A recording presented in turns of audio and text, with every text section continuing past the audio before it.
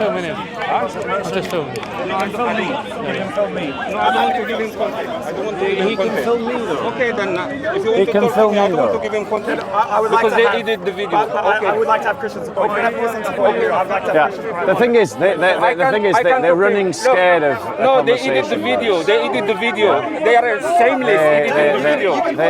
It's shameless. Please You want to talk to me? Don't let them control the conversation. Don't let them control the dynamics of the conversation, because this is what they try to do. Yeah, they're trying to control who gets to make content. They would be happy to film you, but they don't want Christians to film, because they know that us filming debates with them is damaging Islam and damaging Muslims. And so for that reason, they want to control who gets to film and who doesn't get to film. The important thing that you guys have got to do is not let them control the situation. Yeah? Yeah. I think I've met you before. Yeah, we've met before. So what was his argument? He was trying to say that the Bible is contradicted because John the Baptist, they didn't know who he was, and they thought he might have been Jesus, which is a very fickle argument. But it's like they didn't know whether they were unsure whether he was the Messiah. They understood him to be an important person, but they didn't understand. They thought he might have been. To what importance, is he? Exactly. Is he a prophet? Is he the Messiah? And at the time in the first century, some Jews thought that the prophecy in Deuteronomy 18:18 was just a reference to another prophet rather than a messianic prophecy. Yeah, sure. So some Jews thought, that prophet is a different prophet from the Messiah. Right. Okay. Yeah. And I think there's quite a clear reason. So with John the Baptist's preaching and the explanation you get from a lot of the Old Testament, there's this sense that when the Messiah comes, there's going to be judgment, the powers are going to be at the throne, and so John the Baptist might think if Jesus is the Messiah, that there would then be, that the end of the world would then happen. So it makes sense that he would then have questions when he's thrown in prison. Because he's got a culture that's expecting a certain kind of person. I think what he was trying to say is because John the Baptist declared Jesus as the Messiah, and then someone else asked him if he was the Messiah, that's a contradiction. But they didn't have social media. They just film it and send it around, and word gets around slowly. And word gets muddled. It's like, well, John the Baptist declares Jesus the Messiah, but that doesn't mean that John the Baptist might not have questions.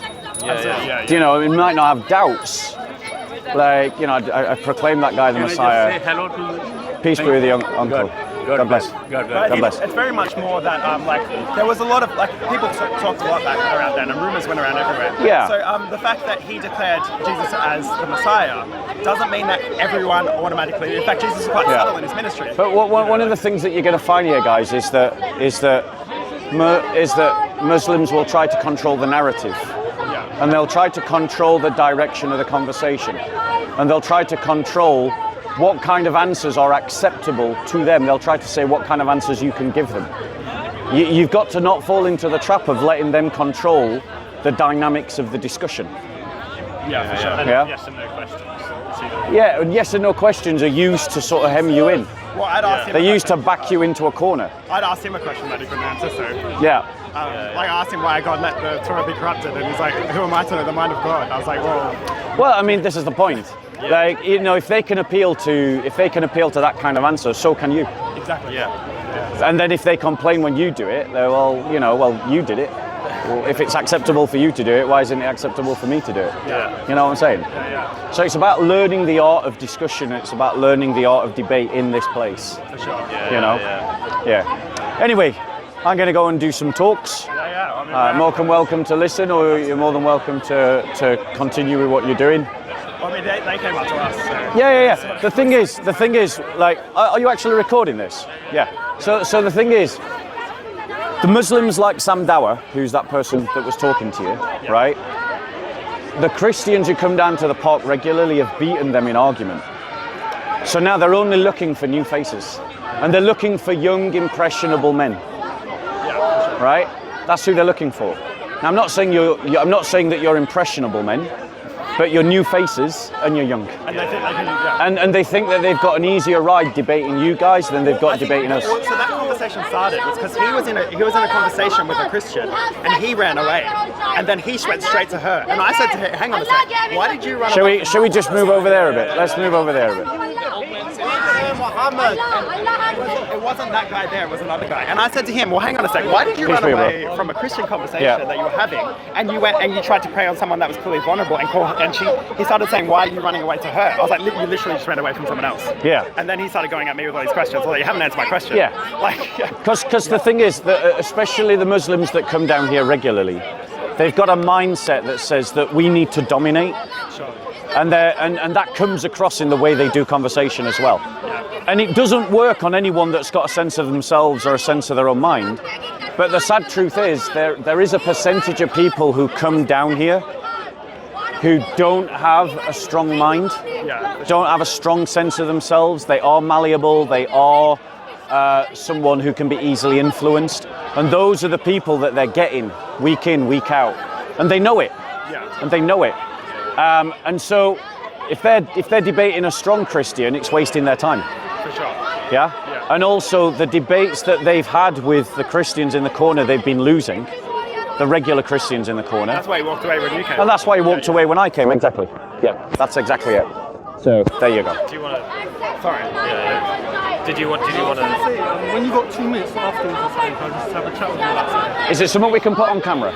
Because there may be other people that have got similar questions. No, it's something I can't be on camera. All right. Well, I can't promise. You'll have to just stick around, and when I take a break, yeah. But I can't promise because obviously, you know, But if you can grab me when I'm not recording, then yeah. Otherwise, bro, have you got my email address? Yeah. Then another way to do it is just get in touch with me via email, and we can try and discuss whatever it is then.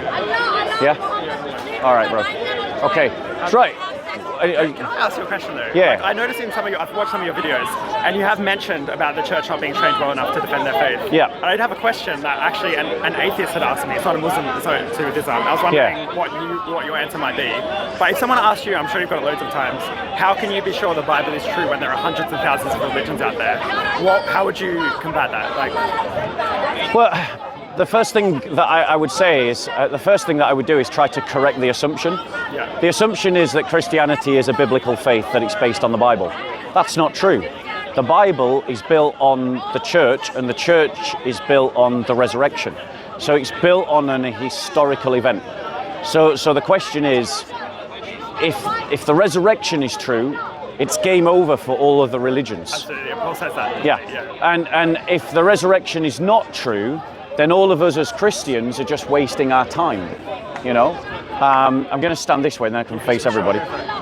You know, if the resurrection's not true, then all of us as Christians are wasting our time. So in answer to that, I would firstly correct that assumption, and then I'd start to get them involved in a discussion about the resurrection and a historical conversation about the resurrection. That's how I would work about that answer. Yeah. Any other questions while I'm taking questions? No? I remember when I used to come to Speaker's Corner when it wasn't always just about religion. People were discussing all kinds of topics, but it seems to be a lot of it is mostly now today is about religion. Yeah. Is there any way that we can have a discussion, particularly with your topics, but without the religion component? Well, I'm here to talk about Christianity, so you're coming to the wrong shop if that's what you're looking for. Well, last week you were talking about progressive. Yeah, but I'm critiquing progressive politics from a Christian worldview. So I'm saying that Christianity is better than liberal modernity and is better than liberal progressive politics.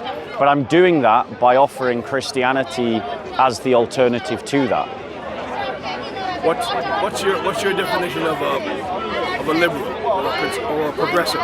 So, well, I mean, you've got classical liberalism. So classical liberalism is this idea of a secular state that values and emphasizes freedom, individuality, and the nation state. Those are like the three key axioms of liberalism. But progressive liberalism is a move away from that, because it moves away from the idea of the nation state as the organizing principle to the idea of the individual as the organizing principle, and seeks to have a society that's organized around particular kinds of individuals. And in the progressive mindset, the kind of individuals that society needs to be organized around are the victims.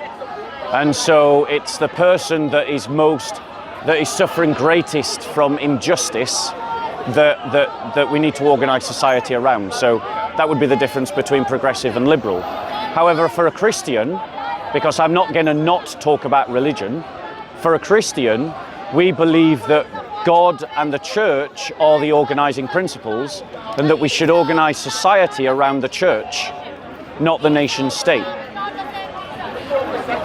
Okay. So you're talking about community versus individual. I'm talking about identity and community and society and politics. What's your definition of a conservative? I'm not interested in what a conservative is, but conservatives tend to be people who want to maintain that which is. They want to conserve, you know. But I think, is it Edmund Burke? Is that what I'm thinking of? Yeah, he's a classical British conservative. Yeah, so he was born in Ireland, born in Dublin, British citizen. He talked about conservatism. But for me, conservatism suffers from the same criticism as liberalism, because conservatism is just another kind of liberal. Whereas what I'm saying is we need to have a radical shift away from the whole liberal worldview entirely and replace it with a more muscular Christianity. And what that looks like the nation state serving the church. What that looks like are laws being made according to Christian values. And the mythos that unites the people being based on Christian doctrines. And that's what we need to replace liberalism with, because liberalism, whether it's conservative, progressive, or classical liberalism, or all of it has failed.